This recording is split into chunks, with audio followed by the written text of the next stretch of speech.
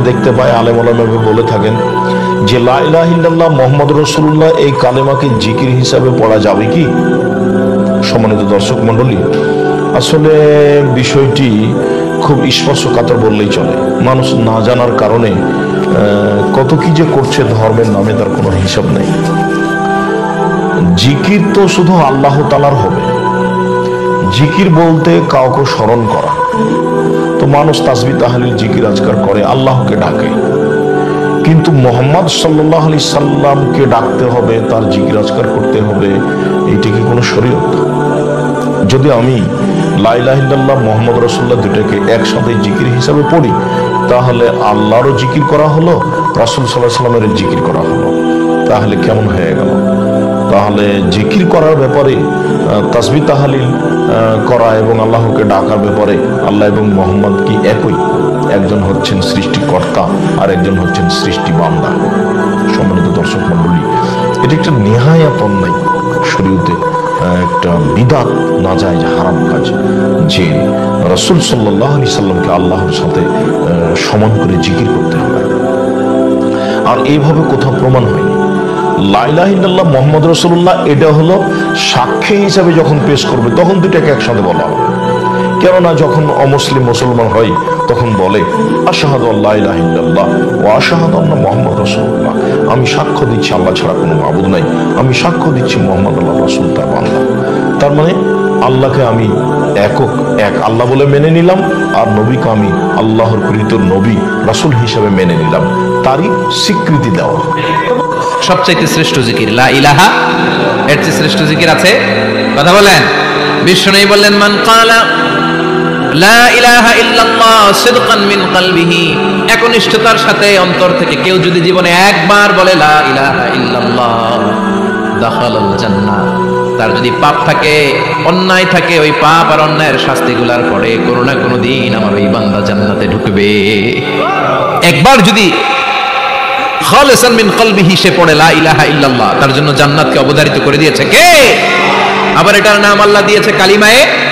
কথা বলেন। দরাবাল্লাহু মাসালান কালিমাতান তাইয়িবাতান কাশাজারাতিন তাইয়িবাতিন আসলুহা সাবিতুন ওয়া ফারউহা ফিস সামা। সুবহানাল্লাহ। পবিত্র বাণী এটা কালিমায়ে তাইয়িবা। আবু সাঈদ আল খুদরি থেকে বর্ণিত, মুস্তাদরাকে হাকিম আর সহিহ ইবনে হিব্বানে এসেছে। বিশ্বনবী বলেন মুসা আলাইহিস সালাম আল্লাহর একবার প্রশ্ন করলেন, ইয়া রব আল্লিমনি দুআন আদউ বিহি, আপনি আমার এমন একটা জিকির শিক্ষা দেন যে জিকির দিয়ে আমি শুধু আপনার জিকির করব, কেউ এই জিকির করতে পারবে না। এই জিকির জানবো শুধু আমি, আর জানবেন কথা কোন? প্রশ্ন করছে কে? হ্যাঁ, কাকে করেছে? আল্লাহ এমন একটা জিকির শিখান যেই জিকির কেউ জানে না, আমি জানবো, আর ওই জিকির দিয়ে প্রাণ ভরে আপনারে ডাকবো। আল্লাহ বললেন মুসা পড়ো লা ইলাহা ইল্লাল্লাহু মুহাম্মাদুর রাসূলুল্লাহ। মুসা আলাইহিস সালাম বললেন আল্লাহ চাইলাম কি, কইলেন কি?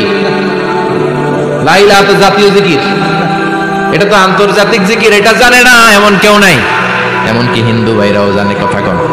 আল্লাহ আমি তো চাইছিলাম এক্সক্লুসিভ, আমার জন্য স্পেশাল, এর চেয়ে সুন্দর আর কেউ জানবে না। লা ইলাহা ইল্লাল্লাহ মুহাম্মাদুর রাসূলুল্লাহ কোন সহিহ হাদিসে নেই। 6 মাস যাবত খুঁজে আমি লা ইলাহা ইল্লাল্লাহ মুহাম্মাদুর রাসূলুল্লাহ বের করতে পারি না, আছে কোথায়? লা ইলাহা যাবে, এটা কালেমা তাইয়্যিবা না, এটা আমাদের দেশে কিছু হুজুর বের হয়েছে যে লা ইলাহা ইল্লাল্লাহ এটা কি পুরাটা বলবো নাকি মুহাম্মাদুর রাসূলুল্লাহ এই পুরাটা বলা যাবে কিনা সাল্লাল্লাহু আলাইহি সাল্লাম। তো এখন এটা প্রশ্ন এসে এই যুগেও দাঁড়াইছে।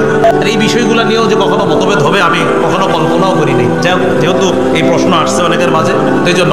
তাহলে বলেন তো পুরাটা বলা যাবে কিনা? আমরা শুনেছি এমন এক আহ্বানকারীর কথা যিনি আমাদেরকে ঈমানের দিকে দাওয়াত দিয়েছেন, মুহাম্মদ সাল্লাল্লাহু আলাইহি সাল্লাম। সুবহানাল্লাহ। এমন এক আহ্বানকারীর কথা যিনি আমাদেরকে ঈমানের দিকে দাওয়াত দিয়েছেন আর বলেছেন আন আমিনু বিরাব্বিকুম ফাআমান্না, তোমরা তোমাদের রবের উপর ঈমান আনো। ফাআমান্না, তাই আমরা ঈমান আনলাম। সুবহানাল্লাহ। আমরা কি আনলাম? আল্লাহর মাখলুক চাই মানুষ হোক, আল্লাহর মাখলুক চাই জিন হোক, আল্লাহর মাখলুক চাই ফেরেশতা হোক, এক কথায় বাদাস বুজুর্গ খোদা তুই কিসসা মুখতাসার, আল্লাহর মাখলুকের পরে, আল্লাহর পরে আল্লাহর যত মাখলুকাত, সব মাখলুকাতের চেয়ে সেরা হলেন আমাদের নবী মুহাম্মদুর রাসূলুল্লাহ। আমাদের নবীর মর্যাদা কতটুকু আল্লাহ বলেন, ওয়াফানা লাকা যিকরাক।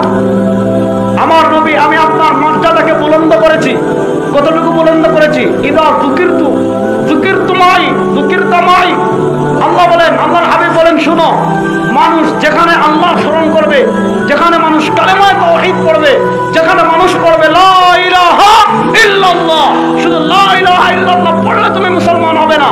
আল্লাহ বল হাবিব বলেন, আল্লাহ আমার আলোচনাকে এতটা সমুন্নত করেছেন, যেখানে লা ইলাহা ইল্লাল্লাহ সাথে আছে মুহাম্মাদুর, বলেন না, সাথে আছে মুহাম্মাদুর। এজন্য ইমাম তাবরানী রাহিমাহুল্লাহ মুজামুল কাবীর হাদিস এনেছেন, আল্লাহ নবী বলেন, মেরাজের রাতে আমি যখন জান্নাতে প্রবেশ করলাম, সুবহানাল্লাহ বলেন, আমি যখন জান্নাতে প্রবেশ করলাম, ফারাআইতু ফি বারিজাতিল জান্নাহ, আমি জান্নাতের দরজায় দেখতে পেলাম মাকতুবুন ফিহি লা ইলাহা ইল্লাল্লাহ মুহাম্মাদুর রাসূলুল্লাহ। আল্লাহ জান্নাতের যে সদর গেট রয়েছে, সেই সদর গেটে আল্লাহ কালিমায়ে তাইয়্যিবা লা ইলাহা ইল্লাল্লাহ মুহাম্মাদুর রাসূলুল্লাহ লিখে রেখেছে। আমাদের দেশে কিছু হুজুর বের হয়েছে, যাক এরা কালেমা খুঁজে পায় না হাদিসে, নাউযুবিল্লাহ বলেন, এরা কালেমায়ে তাইয়্যিবাকে হাদিসে খুঁজে পায় না। আল্লাহর নবী বেহেশতের দরজায় গিয়ে দেখেন কালেমা লেখা, আর আমাদের দেশের গুঙ্গা মৌলবীরা কি হাদিসে কি কালেমা খুঁজে পায় না। আল্লাহ এদেরকে হেদায়েত দান করুন। এত স্বাধীন আপনি জানতে চেয়েছেন, লা ইলাহা ইল্লাল্লাহ জিকির করতে করতে মাঝে মাঝে মুহাম্মদুর রাসূলুল্লাহ সাল্লাল্লাহু আলাইহি ওয়াসাল্লাম বলা যাবে কিনা। জিকির হিসাবে মুহাম্মদুর রাসূলুল্লাহ সাল্লাল্লাহু আলাইহি ওয়াসাল্লাম বলার কথা কোন হাদিসে কোথাও বর্ণিত হয়েছে বলে আমার জানা নেই।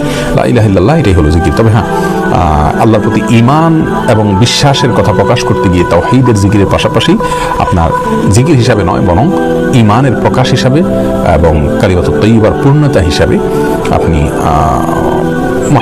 মুহাম্মাদুর রাসূলুল্লাহ পড়তে পারেন।